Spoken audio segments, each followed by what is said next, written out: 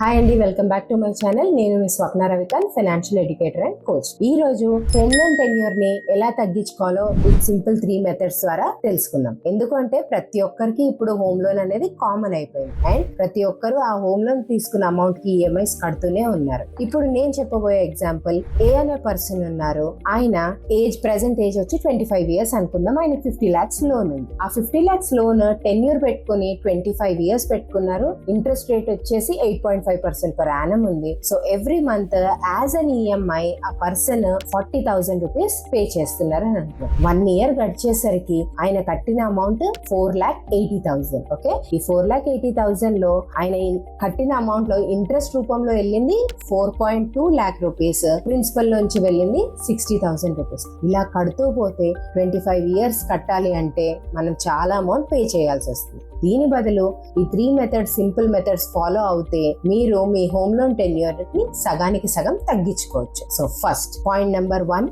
Method number 1 ఏంటి అనంటే, మీరు ఎవ్రీ ఇయర్ మీరు కట్టే 40,000 ఏదైతే ఇంట్రెస్ట్ అమౌంట్ ఉందో అది ఎక్స్ట్రాగా పే చేయండి. ఎవ్రీ ఇయర్ అట్ వన్స్ ఒక 40,000 రూపీస్ అమౌంట్ పే చేస్తే మీ 25 years టెన్యూర్ కాస్త అది 20 years లో క్లోజ్ అవుతుంది. అంటే మీకు ఇన్స్టెడ్ ఆఫ్ 50 years లో క్లోజ్ అయ్యే లోన్ మీరు 45 వచ్చేసరికి క్లోజ్ చేసుకోవచ్చు. పాయింట్ నెంబర్ 2, మెథడ్ 2 ఏంటి అనంటే, ఇక్కడ ఎవ్రీ ఇయర్ మీరు ఈఎంఐని కూడా కొంచెం 5% అంతా ఇంక్రీజ్ చేసుకోండి. అంటే మీరు కట్టే 40,000 ఇంటూ 5% చేసుకుంటే 2,000 రూపీస్ ఎవ్రీ ఇయర్ ఇంక్రీజ్ చేస్తూ పోతే instead of 25 years me tenure ని 16 years వరకు తగ్గించుకోవచ్చు. అండ్ పాయింట్ 3, మెథడ్ 3 వచ్చేసి combination of point 1 and point 2.